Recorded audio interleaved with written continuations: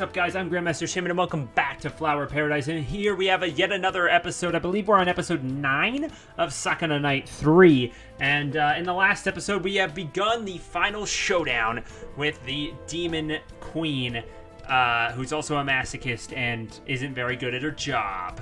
If you guys did miss the last few episodes, I highly recommend checking those out. Make sure you guys go back and watch those. There's a playlist in the description as well as on the channel. You guys can get all that stuff. Make sure you guys hit the like button and let me know in the comment section your thoughts on the series thus far and what you guys want to see more of on the channel as we reach towards the end of Sakura Knight 3. I probably only a couple episodes left at most.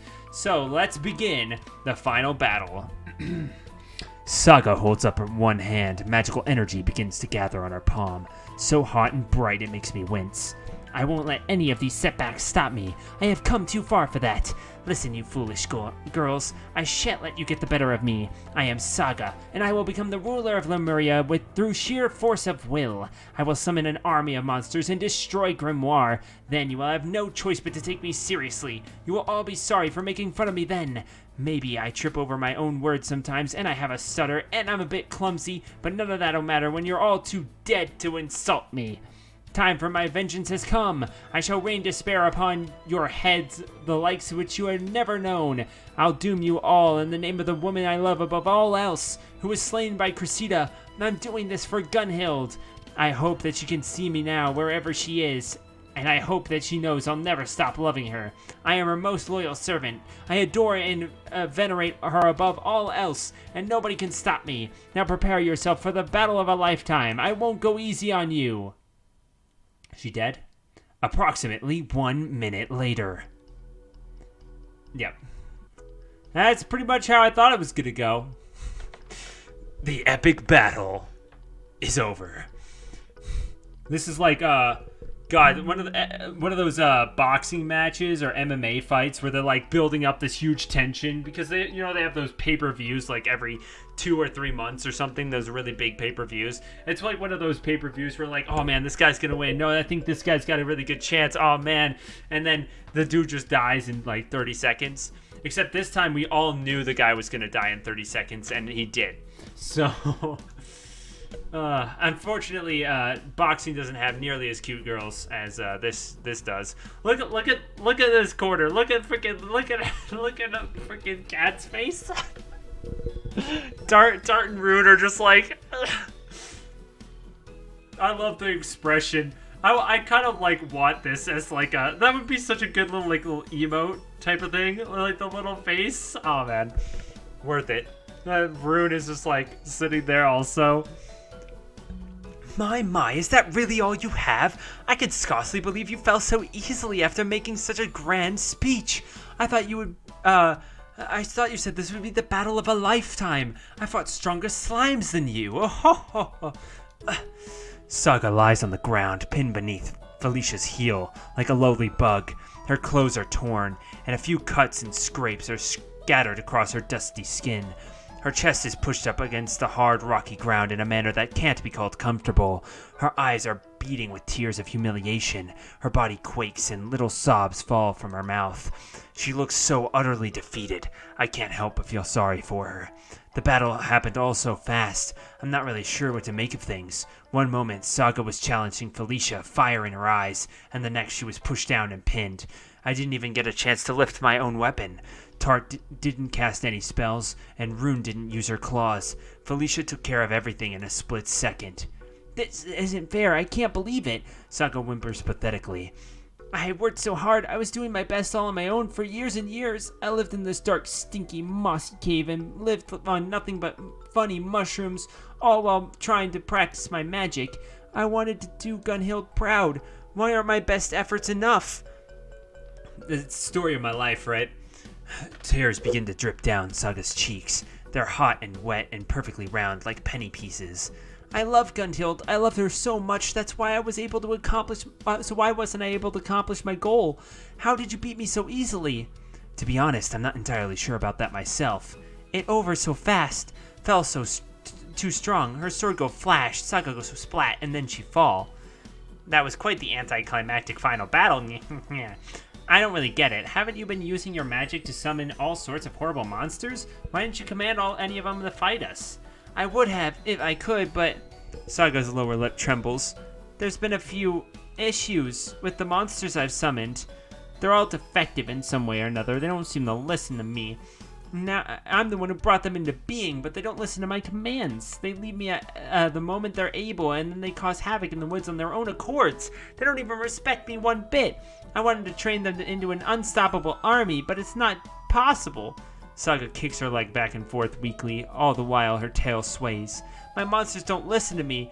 Nobody listens to me. I don't think I'll ever be able to conquer Grimoire, even if you girls hadn't come to stop me. I was just all talk. Then you mean, my brow furrows, when you spoke to me in my dream, you were bluffing. That's right.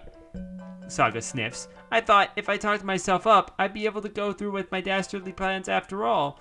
I really did mean to destroy Grimoire, you see, and all of Lemuria with it. I still hate this country. I hate you too, little knight. I hate your mother for killing Gunhild, and I shall never ever forgive her.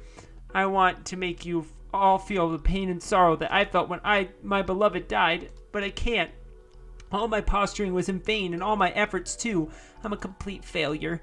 Now I see how idiotic I was. It really was impossible for me to beat you. I was, and always have been, a huge screw-up. Saga's tears continue to stream down her face. Her eyes are rimmed with red, and her nose is starting to run in an most undignified manner. Her pride is in tatters. Felicia ground that into the dirt alongside her statuesque body. Saga has already lost the woman she loves most in the world. What else does she have left to lose? I can't even begin to comprehend how awful she must feel. Her plans were wicked, yes. She meant to cause untold hurt and suffering across Lemuria, but her revenge was not entirely unprompted. She was doing it for Gunhild's sake. Gunhild has been dead for over 2 decades, but Saga still can't forget about her. She loves her. I guess even wicked demons have people who adore them. Does that mean nobody in this world is undeserving of love? I guess that's kind of sweet in its own way. But Saga must realize there's a flaw in her plans. Even if you had been able to destroy Grimoire, it won't bring Gunhild back.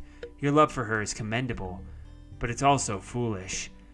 You wouldn't gain anything if your plan succeeded, but all living in Grimoire would lose a good deal. If you love Gunhild and you say you do, you should understand how much it hurts to be parted with someone you care about. Saga sniffles. She sucks up a strand of snot up her nostril, then looks at me balefully. Of course I understand that. I was well aware that my actions would hurt people. I tried to tell myself I didn't care.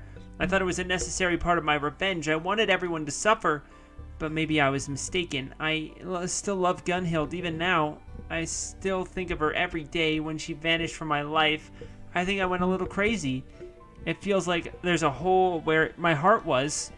I tried to plug it up with hatred and anger, but that wasn't enough to ease its ache, only made it worse. I thought the only way to stop was to pass it on to others, but I don't truly want to cause other people pain. I don't want anyone to feel the way I do.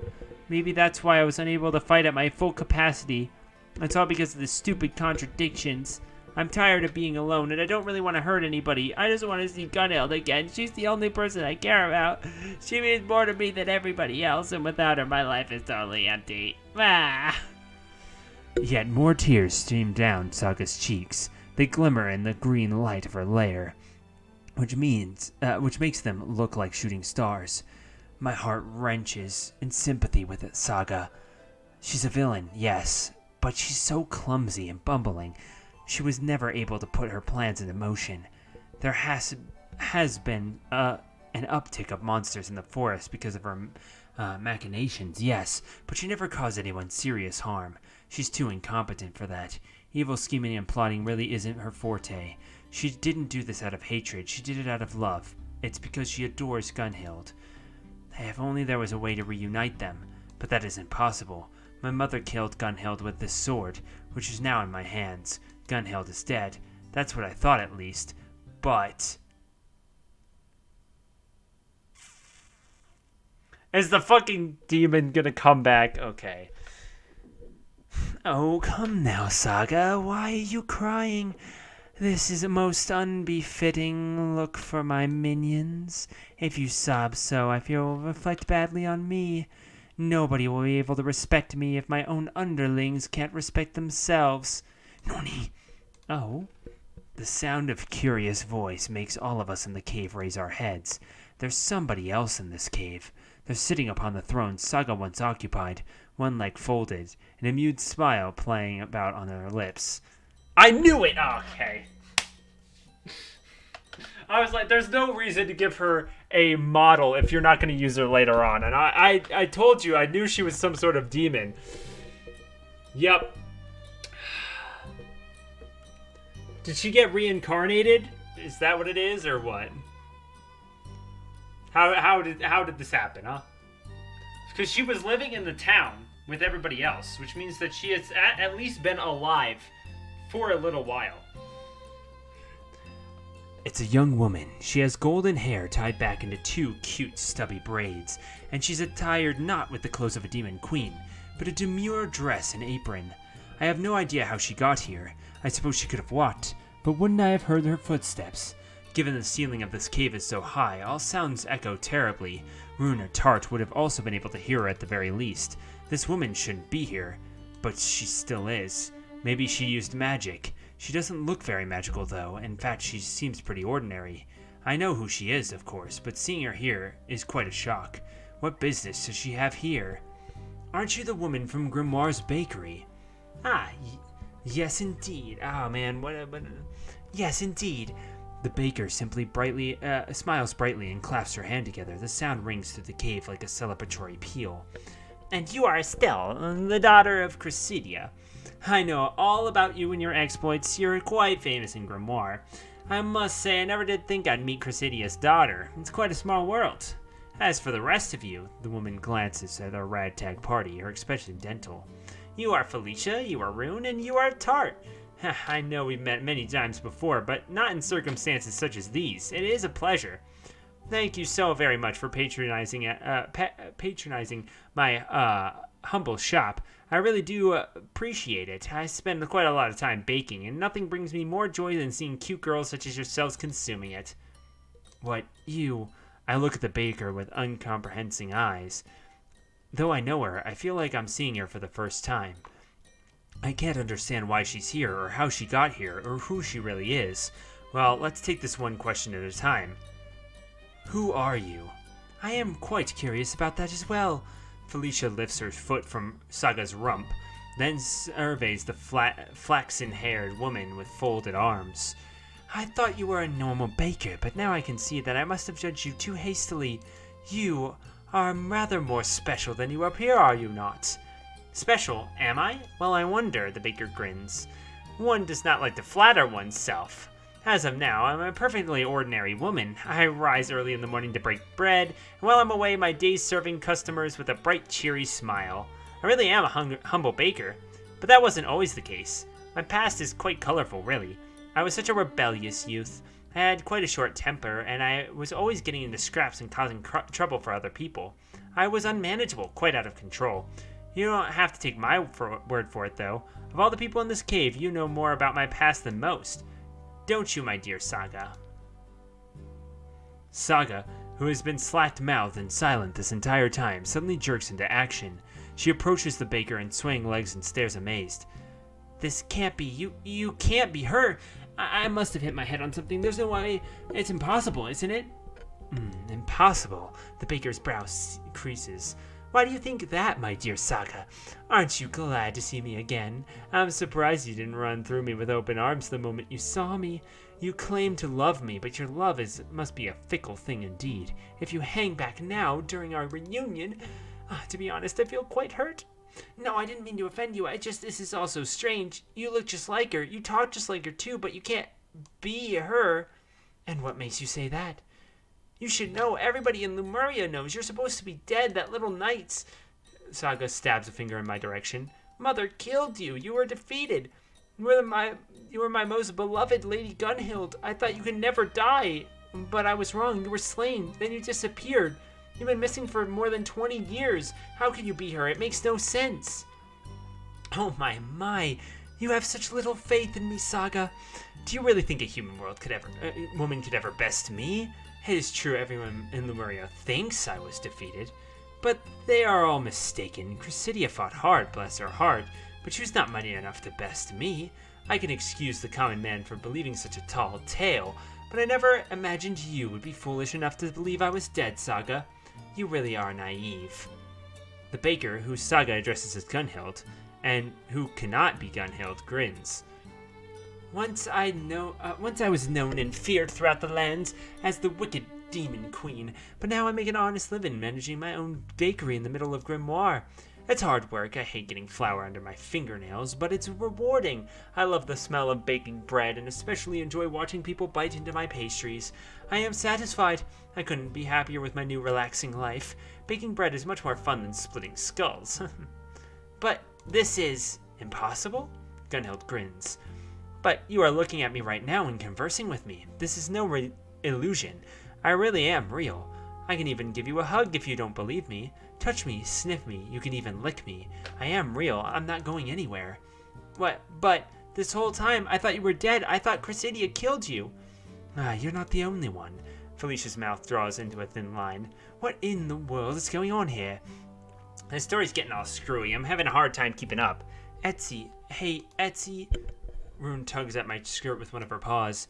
Do you know, Gunhild? No, she alive? Did your mother say? What going on?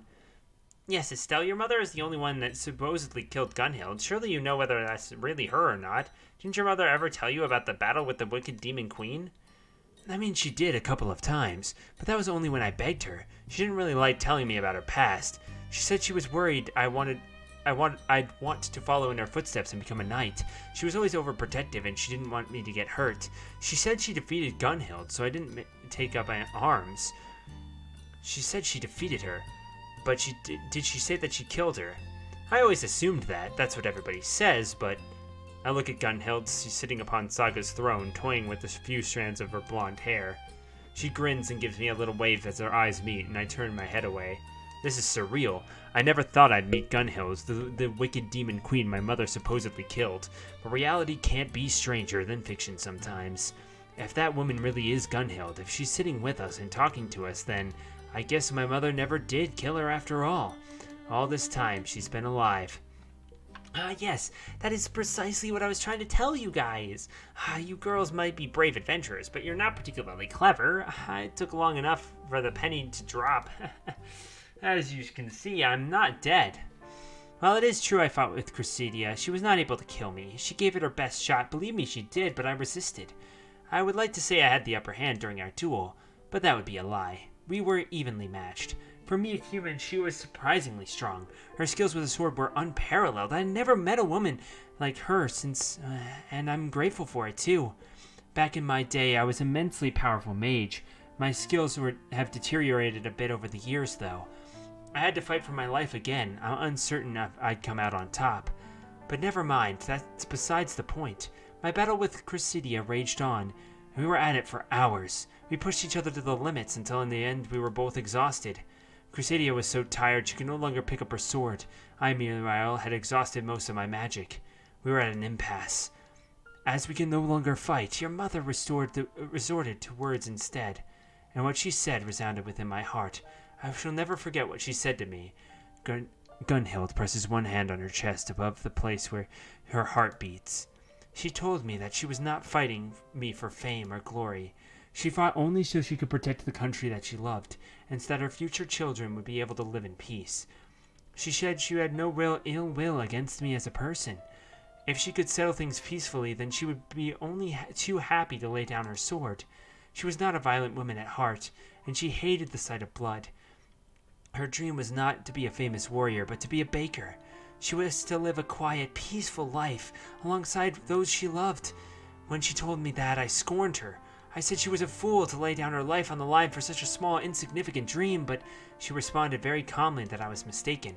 My dream might not seem insignificant to you, she said, but it's not so for me.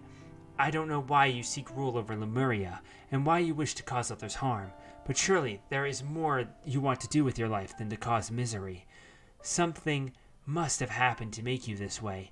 You probably had a dream once like I did, but it was stolen from you. Come, try to remember. What was your dream?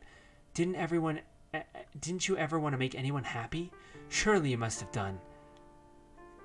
I don't think that anybody is truly irredeemable. There must have been a germ of good inside you, waiting to sprout. Why don't you water it? Naturally, I scorned her. I said she's a fool with a bleeding heart and her softness would get her killed, but I couldn't bring myself to try and fight her after hearing all that. It was a sob speech, and I was resolved to remain unmoved by such words. I told myself I had no need for pretty pleasantries, but she sounded so very serious. I was born a demon, my kindness mocked and reveled all across Lemuria. I vowed from a young age I would exact my revenge upon all those who made me miserable, and in so doing achieve happiness. But I was not happy. Subjugating others did not cheer me. That night, though, her dreams were far simpler than mine, but she spoke of them earnestly. She believed every single thing she said. She told me that there was more to life than bloodshed and revenge. She told me to think of simpler things. She told me to seek out my own dream. Hers was to make pastries in a tiny village, away from the public eye. I thought it was laughable that a skilled knight such as her should wish to waste her talents and live in obscurity, but a resolve swayed my heart. She sounded so convincing, I began to wonder if she was right.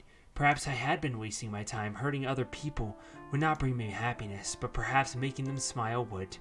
I thought of it long and hard while I sat there with that knight, both of us too wary to strike one another, and eventually I had a change of heart. I decided maybe my way of going about things was wrong after all.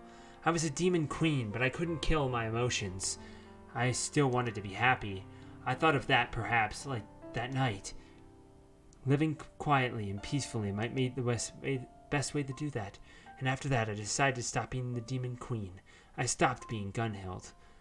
I put my past behind me and tried to follow that brave knight's example. In a sense, I suppose she did kill Gunhild. She quelled the hatred in my heart, and so killed the wicked woman I once was. She made me come to my senses. She bested me not with her sword, but with her words. I admitted my defeat, and she smiled brightly and said that I would not regret it. This vision of events is far removed from those I've read in poems or heard in celebratory songs. Everybody said my mother killed Gunhild. Was that not the case? Then my mother let you go? She did indeed, but there was no mistake. She was no coward. When she first met me, she meant to kill me. Each and every one of her blows would have been enough to fell me if they had connected. She was a kind woman, but she had done everything to protect her kingdom. She even prepared to stain her own hands with blood. If I had ignored her words, I am sure we would have come to blows again. But I didn't have the strength to try and fight her after all that. Gunhild smiles, a very gentle expression, despite her serrated teeth.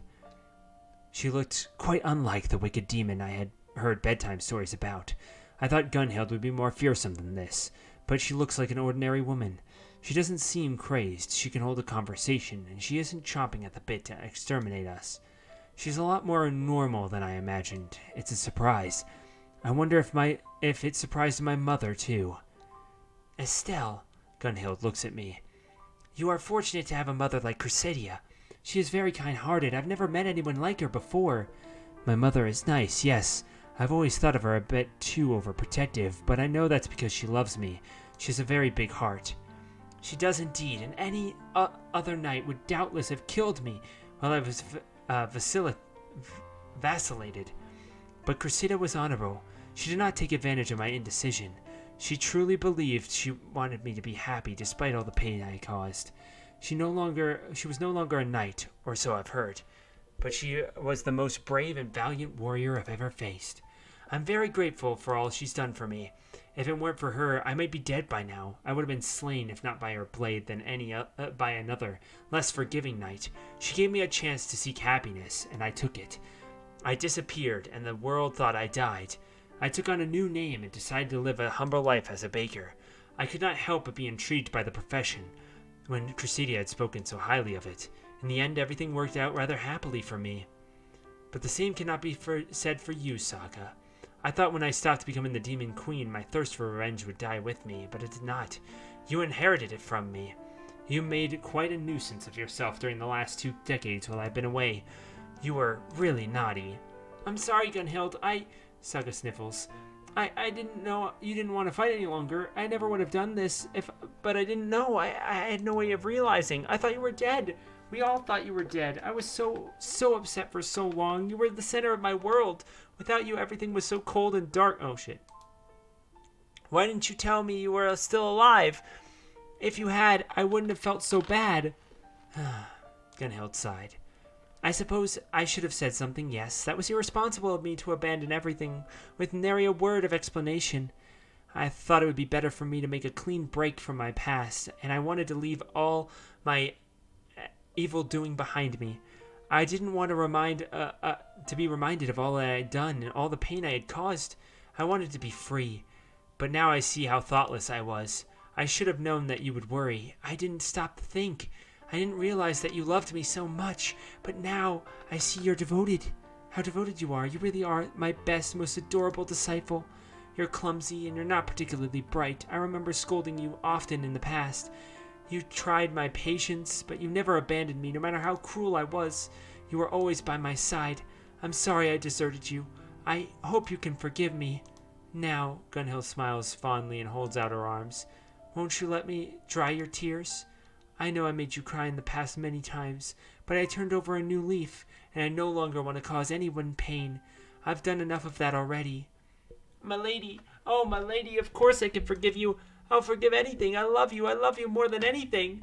Oh, so cute. So saying, Saga rushed into Gunhild's arms. She buries her head into Gunhild's chest, almost knocking the smaller woman over, but Gunhild is able to right herself before she topples. My goodness, you're so needy. Gunhild giggles as the most undemon queen, the undemon queen-like manner, all the while running her hands through Saga's red tresses. You're crying like a little baby. If you keep that up, you're going to get the front of my dress damp. I'm sorry, milady. I didn't mean to make a scene, but I can't help it. I can't believe it's really you. You really had best believe it. You're hugging me, are you not? Can't you feel how warm and soft I am? This is real. Do not doubt it. I am with you and I shan't leave your side.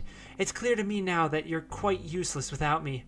Yes, you're right. I'm useless. I can't do anything right on my own. No, it's no wonder you always punish me, my lady. Oh, I did it again. I'm pathetic. You certainly are pathetic now with your damp eyes, but don't worry about it. That does not make me care for you any less. In fact, it's quite endearing. You are like a clingy little pet. A pet? Would you like me to be your pet? If you want. I'm not opposed to being your mistress. But I don't know if I'd like being called milady. I'm no longer the demon queen, you know. Can you use my real name? What? You mean, Gunhild? That's right, see? That wasn't so very difficult. Now, Gunhild continues to run her fingers through Saga's hair. Her wandering fingers caress the base of Saga's horns, and a contented gasp falls from Saga's lips. I don't want you concocting any more ridiculous schemes or causing anybody else any trouble. Your plans always backfire in any event, and the only person you upset is yourself. You need me to keep you in order, so why don't you come back to me to Grimoire? Gunhild, Saga gasps. Would you really let me do that? Yes, indeed. I don't see why not.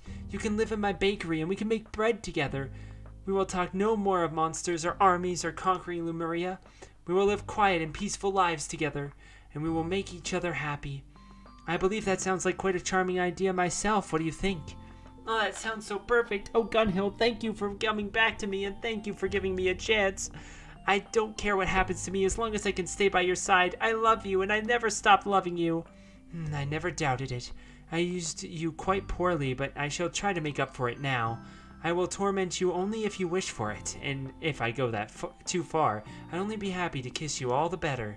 Being wicked can be fun, but being kind is far, far more fulfilling. You shall learn that yourself when you come to live with me. I'll look after you, I promise. Ah, it's sappy. I will say, the writing is, okay, but it's also hard because, like, it's a gay lewd visual novel. And so you've got like the lewd seeds and stuff, which I'm almost sure we will get one before the end of this has come. But you get that kind of like lewd scene, and then it's like this super like intense reunion thing.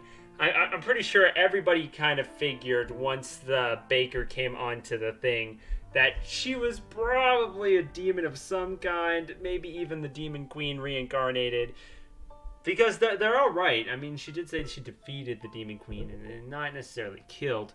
And I mean, it's kind of a sappy ending, but we'll take it for now. What do you expect, man? I will say, for a $10 game, these Sakura games give you pretty good content, and I'm gonna be honest, these games, to me, the way that they're written and stuff, definitely seem like more of the $15 to $20 range. The cool thing though is if you buy all the games in the bundle, you get a really, really significantly lower price, right? So if you buy all the games in the bundle, then there's nothing left in the bundle, which means when the next game comes out, you can buy the bundle again and it'll be cheaper than buying the game by itself, because the bundle won't have any games in it besides the one that you don't have, but it'll still be like 20% off. Worth it. Reunited at last, Gunhild and Saga return to Grimoire. Nobody knows of their true identities, nor that once they plotted to destroy Grimoire. They decided to live together in a relative obscurity in their bakery, where they can bake pastries and bask in one another's love. I'm not sure if things will work out between them, but I wish them the best of luck. Even wicked villains can reform, and they deserve love too. As for myself, meanwhile, I return to Grimoire too, alongside the rest of my party members. We'll report to Alex the completion of our mission. I assure that the influx of monsters that poured forth from the forest should be halted, and that Grimoire is no longer in any immediate danger. Sadly, I don't have anything to prove it, but I will give you my word. Together we did everything we could to protect this peace. I'm still not half the knight my mother is, but I have a lot to learn, but I really did do my best. We all did. We all saw you. Felicia rests a comforting hand upon my shoulder. Your skills with the sword will leave something to be desired, Estelle, but I think you're a fine knight regardless. Really? Yes indeed. Being a knight is sure more swinging a sword around. Real knights tend to be kind, gentle, compassionate, and I believe you have all those traits in spades. I'm really grateful for all you've done, but nobody in Grimoire knew the city was in danger. Nobody knows of the quest you embarked on to save them. I can give you some gold, but is that really enough? It doesn't seem like much of a payment for all you've done, though. The money doesn't bother me. I have more than enough of that now. Helping people is a reward of it in itself. Speak for yourself, Turt smirks. If you don't want any of the money Alex is offering, I'll be too happy to take you up on that offer. My services don't come cheap. I don't work for free. Not even the fate of the world is enough to sway me from my avaricious ways. But if Saga had succeeded, which to be honest seemed unlikely, though I don't think she would have been able to destroy Grimoire even if we had left her to our devices, then Grimoire would be in ruins and that money you covet so much would be worthless. Is money really worth more than human lives? Humans can't live comfortable lives without money. It rules us all. I suffered in the past being born into a poor family, and I don't ever want to go hungry again. But maybe you're right. There is more to life than money. Goodness, Tart laughs. I never thought I'd say that. I really have changed. I think you know change. Not that much. You still smell of cat. Hey, there's nothing wrong with the way I smell, you little pipsqueak. I'm not little. I grown woman. Adult. You apologize. I have nothing to apologize for. You're the one that's starting to pick a fight. No, you. You. And, yeah. Well, we're at 35 minutes. We're really close to the end, but I don't know if we have another 20-minute episode. We will be doing more of the endings and stuff, so I'm just going to leave that on to the next episode. We can add the endings in afterwards. Plus, I have to get ready to leave right now. So, thank you guys so much for watching this episode. I hope you guys did enjoy. Make sure you guys hit that like button down below for me, because you already know your support's greatly appreciated, as well as leaving a comment in the comment section. Let me know your thoughts on the series, if you want to see more of the Sakura games. what you enjoy, what you dislike. Leave your suggestions around. Those are very important, as well as going back and watching previous episodes and previous Sakura series if you guys are interested at all. And we'll see y'all next time.